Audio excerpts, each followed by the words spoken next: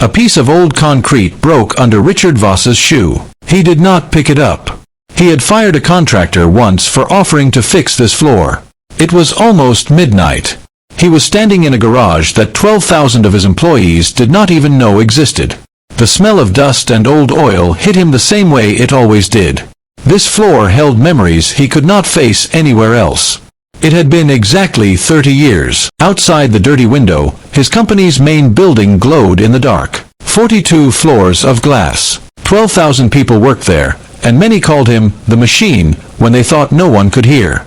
They were not wrong. He had built that name himself. Cold logic, no second chances, never look back, except for one night each year. Tonight, he let himself look back, and it hurt the same way it always did. A voice broke the silence. "You're not supposed to be in here." He turned around. A young woman stood in the doorway next to a cleaning cart. Her badge said YA, Janitorial. She looked tired in a way that her night shift alone could not explain. "Neither are you," he said. It wasn't true, but without a suit and a stage, his face meant nothing to her. She laughed, short and not impressed. "I clean this building every night. You're the one who doesn't belong here, old man." He almost smiled. It had been a long time since someone spoke to him like he was just a regular person. "Does this place mean something to you?" she asked, sitting down on a crate. She watched the way he looked at the walls, as if they were watching him back too. "It used to," he said. "A long time ago." She looked down at her hands instead of at him. "I understand. I come to places like this too. To remember someone." "My brother," she said, her voice growing thin. "He dropped out of school. He couldn't handle it. Loans, 2 jobs, then 3. It wasn't enough, and he never told us how bad things were in his head. We didn't find out until it was too late." She didn't cry. That was what hurt him the most. Not tears, but the flat, quiet way she spoke, like someone who had already cried the story out long ago and was now just repeating the facts so they wouldn't be forgotten. "I'm starting something," she continued. "It's small, maybe a little foolish. A fund for kids like him, the ones quietly struggling because asking for help feels like giving up. I clean offices at night and build spreadsheets during the day, trying to make it real before I lose my courage." Richard said nothing. Anything he said would have been a kind of lie. 30 years ago, in this same garage, he had a partner, a friend, back when he still let himself use that word. That man had written half the code his company still used. Richard had pushed him out with a move so smart it was later taught in business schools as brilliant. His old friend died 8 years later, poor and forgotten by the company he had helped build. Richard had never told anyone this. Instead, he came here once a year and let the silence stand in for an apology that no one was left alive to hear. "I should go," he said suddenly, and left before she could ask his name. The next morning, Maya was called up to the top executive floor. On the elevator ride up, she practiced an apology for trespassing. Instead, she found the man from the night before, sitting behind a desk as big as her apartment. "You," she said, her chest going cold, as if she had confessed a secret to a hidden recorder. "Richard Voss," he said. "CO. The Machine, if the rumors are true. Then everything I told you was heard by exactly the kind of man you would expect to do nothing about it," he said. "I'd like to prove that wrong."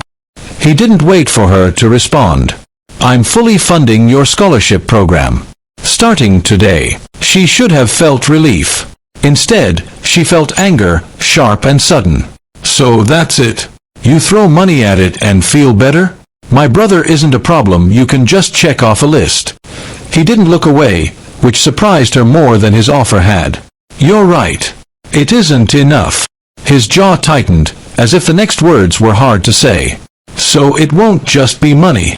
He slid a folder across the desk. She opened it and froze. It was a co-founder agreement. Her name was on it. Equal ownership. Equal authority. Equal vote. "I'm stepping down as CEO," he said quietly. "Starting this morning. The board has known for a week.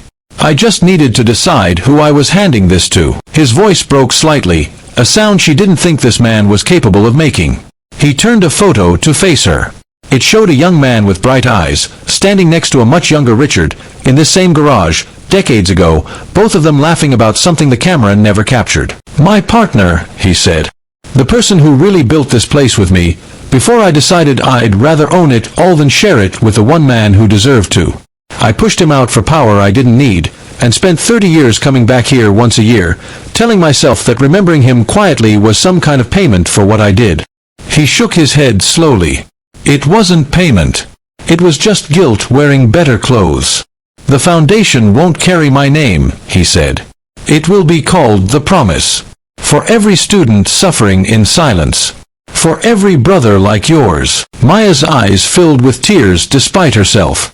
"Why me? You don't even know me." "Because last night, in that garage, you didn't see a billionaire," he said. "You saw a tired man carrying a heavy weight, and you sat down next to him anyway.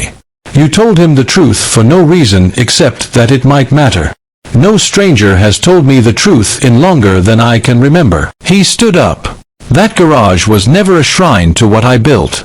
It's a reminder of who I stopped being. You reminded me that someone was still there to remember him." That night, Richard went back to the garage, but this time, not alone.